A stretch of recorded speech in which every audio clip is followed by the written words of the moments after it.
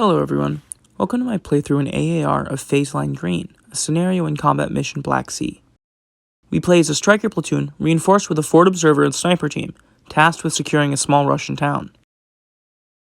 Expected contact includes an approximately platoon-sized force of Russian infantry with multiple BTRs and possibly some heavier assets in the area.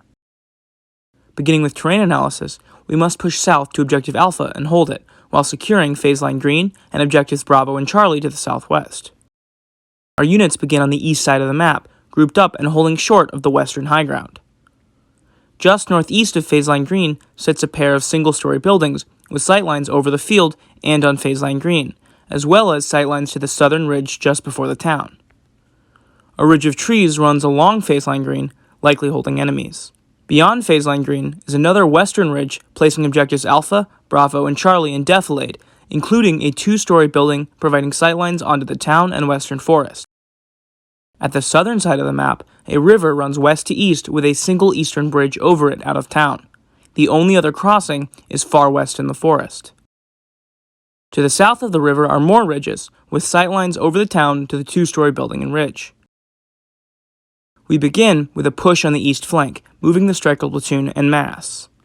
Immediately through the trees, a BTR-82 is spotted by a striker and engaged with the Mark 19, soon followed by the rightmost striker engaging with the M2, immobilizing the vehicle. The BTR takes fire from two positions, and the panicked crew abandon it before they're even able to return fire. I'm lucky this vehicle is between two fields of fire. The absolute worst situation would be losing infantry from vehicle-on-vehicle combat with a loaded-up striker. This is in part why the entire platoon moved at once. As the vehicles move ahead, the intersecting fields of fire on the right field, coupled with the better US night optics, mean I win another who sees who first, spotting another BTR in the field. Takes a second for the Mark 19 to find it, but it fires and causes the BTR to react, pointing directly east. Seeing the Mark 19, an RPG from a nearby house screams over the striker. To the rear, the Humvee pulls up and engages the building with Mark 19 fire. And not a moment too soon, as MG fire from the same building threatens unloading infantry from the Mark 19 striker. With two Mark 19s and now the dismounted infantry firing on the position, it is easily destroyed. Infantry dismounted from the leftmost striker take position in the adjacent building, joining the fight. Their M2 striker spots the BTR in the field and engages, pushing it further back.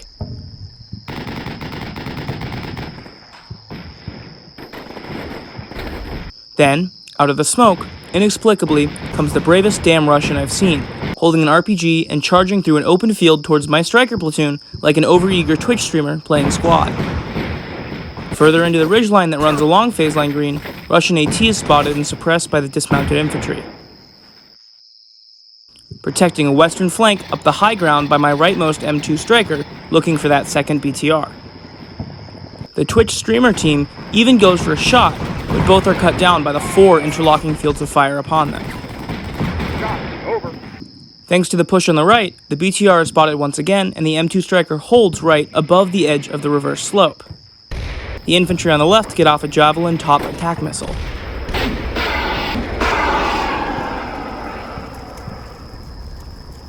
Destroying the BTR.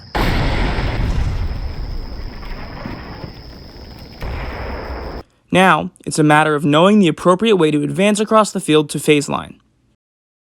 Two 60mm mortars, led by our FO, begin peppering the tree line to prepare for our advance, along with some vehicle maneuvering. Once again, the enemy AT on the ridgeline is spotted and engaged. By bringing the brunt of our force to bear against smaller groups of units, we have continuously held fire superiority, sustaining 0 casualties thus far.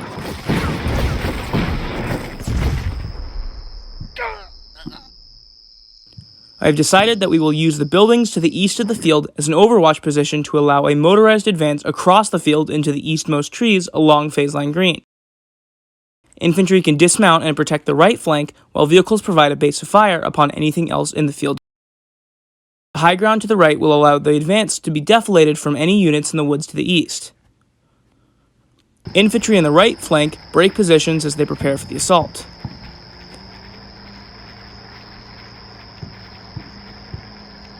The strikers push across the open field and reach phase line green without taking contact. The infantry dismounts the vehicles and takes small arms from an RPG team to the right as they retreat into the woods. Alarmingly, a ranging shot from Russian arty lands next to the tree line. A third striker pushes up to the tree line, leaving a striker and a Humvee at the houses with the infantry. Once infantry gets spots on the tree line, the leapfrog will continue on the left flank. Before anyone has time to react, Russian artillery rains on the tree line, and my first casualty is sustained.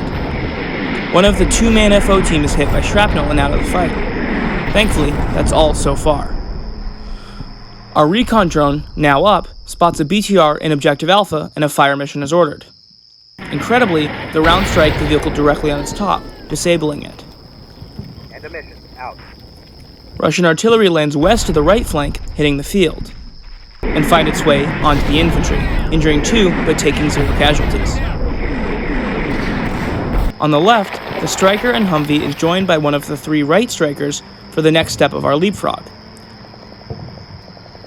Again, crossing the field without taking contact. To our rear, a Russian AT from the west is spotted by infantry. This is one of the flaws of my plan. By cutting off the west part of the map, we temporarily reduce the number of possible sightlines at the cost of intel on even my movements. I have mitigated this, however, by keeping the fields of fire on our flank open, and infantry as well as the Mark 19 begin to engage. For some reason, the US infantry squad decided to waste one of their 2 remaining Javelin missiles on this contact.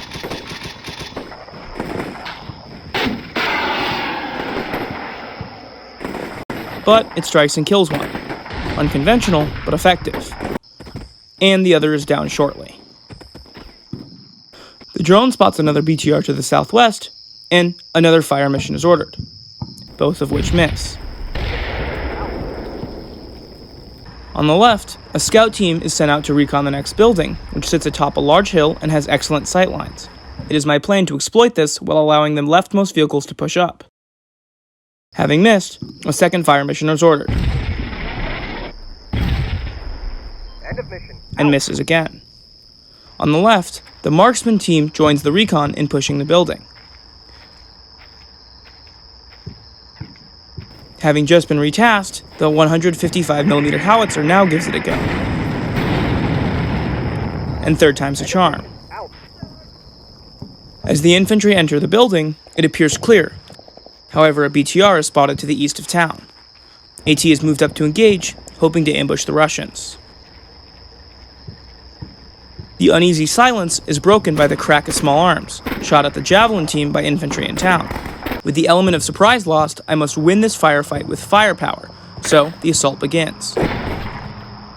On the right flank, infantry move into the strikers to prepare for the leapfrog push. On the left, one of the scout infantry fires an AT-4, hitting the BTR squarely in the cab and disabling it. Soon after, an MG position opens fire on the house, along with another infantry squad to the right. Armor arrives right on time, sending 50 cal into the buildings and pinning the Russians in town. The gunner and the striker to the right of the house pops his head out to reload and gets killed by a stray round, leaving the gun temporarily out of commission.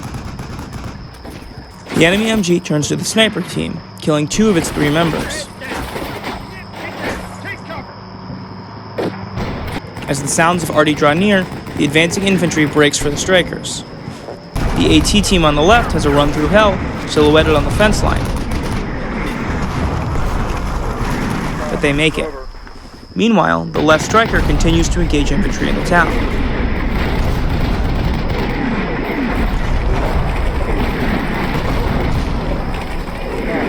Infantry headed to the left striker are seconds too late,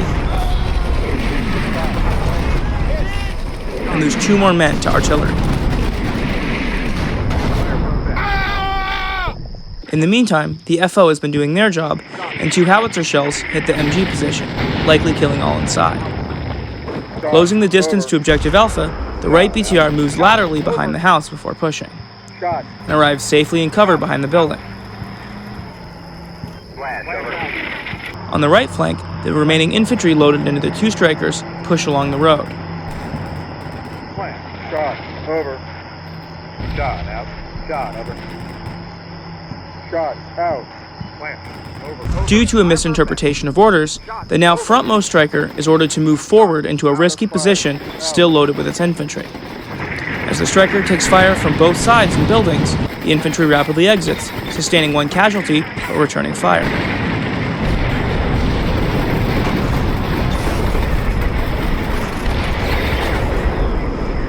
Soon after, the second striker arrives.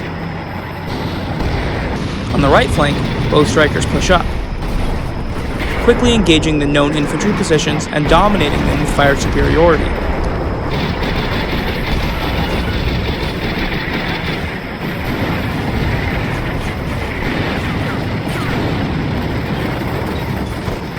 Supporting the push in the rear is the Humvee, pushed up to the right of the house. The strikers on the right continue to engage infantry, allowing their passengers to depart.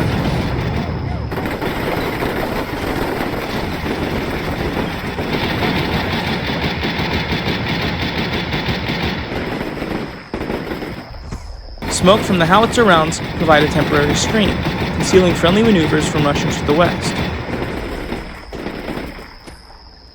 Having defeated their contact, the striker and infantry squad in town continue to push further into the smoke, searching for remaining garrison units.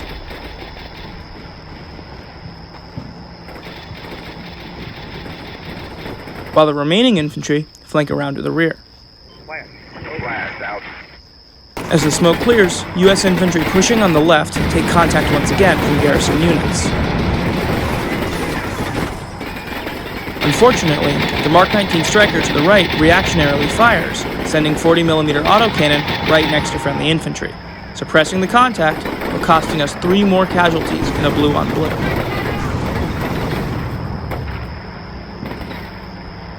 The rightmost infantry enters a building with sightlines to the west, spotting and engaging infantry along the riverbank. Half an hour into the fight, a striker with the 155 mobile gun system arrives and quickly makes for the front line. Entrenched fully within the town now, U.S. infantry have a hard fight ahead of them, firing into and out of buildings. Then, a T-90 is spotted on the southwest corner of the map. The tank wastes no time in destroying the rearmost Humvee, signifying the first U.S. vehicle loss. In town, Russian units are overrun and surrender, while the western part of town remains a front. In response to the T-90s, the MGS Striker holds on the field to the west of the house, firing around but landing short. At the same time, infantry AT gets off a Javelin. While the T-90 detects the lock and attempts to reverse, it is too late. Infantry to the west are now being engaged from multiple angles, assisting a push down the road with the 2 strikers on the right flank. Behind us, a new threat is spotted, enemy AT on the final southwestern hill, but it is quickly engaged by units flanking to the south. All of the strikers have been placed between buildings to cut off sightlines, presenting no targets for the AT. While the smoke continues to disperse around the remaining T-90, it is spotted by the U.S. drone, allowing the howitzers to engage. Russian artillery begins to hit Objective Alpha, but has no effect on the garrison units. On the right flank, the 2 strikers hold until the remaining T-90 is engaged. U.S. infantry and Objective Alpha are now firing on 2 fronts, the south and the west, engaging infantry on both. AT to the southeast surprisingly managed to inflict 2 more casualties. However, they remain pinned and ineffective against U.S. armor. The warning on the T-90's advanced optics allowed them to orient towards a round from the MGS Striker. However, the howitzer strike immobilizes the tank. Once the smoke clears, the T-90 trades rounds with the MGS Striker, missing and getting knocked out. The Southwest AT impressively continues inflicting casualties, despite being outgunned and out of cover. The 2 strikers on the north flank move south, preparing to cross the river and cap the final 2 objectives. The final man of the Southwest AT unit is destroyed as the strikers cross the river. Unopposed, the strikers push through to the final objectives, first capturing Objective Charlie, and then Objective Bravo. With our victory conditions met, we call a ceasefire. Combat mission gives us a major victory, with 20 US casualties to the 63 Russian casualties, and 1 Humvee lost to 5 BTRs and 2 T-90s. Overall, we managed to gain ground and hold it while inflicting far more damage to the enemy than vice versa, so I'm inclined to agree. Even in such cases, we ask, what went right? Firstly, our initial attack up to phase line green was coordinated well, using the tried and true scoot and shoot method, just scaled up to a platoon. I feel the decision to cut off our right flank by abdicating the high ground paid off, even allowing for good sight lines on flanking units. Secondly, the US units simply have better optics, especially at night, meaning we more often spotted and engaged first, meaning we more often killed first. This gave us the edge, especially in vehicle combat. Thirdly, a lack of Russian AA allowed our drone to remain in operation for almost the entire mission, spotting and facilitating the destruction of multiple Russian vehicles without any US direct contact. Fourthly, the decision to seize and hold the high ground near the eastern house allowed an L-shaped attack from our left and right flanks, making seizing the town much easier. Of course, the downside of this being that my two fronts intersected unexpectedly, resulting in that otherwise avoidable blue-on-blue. Lastly, it should be said that the AI in this game is nowhere near as good at reacting to the overall battle space as a human opponent. The T-90s, while threatening, remain cooped up in the corner. And while my units were able to engage the small infantry fire team flanking, I am not sure how well it would have held up against a larger intentional counterattack from the western wood. This mission went far better than my previous, in part due to luck, and in part due to some purposeful planning that allowed our forces to exploit our firepower and technological advantage. That's combat mission for you. Thanks for watching.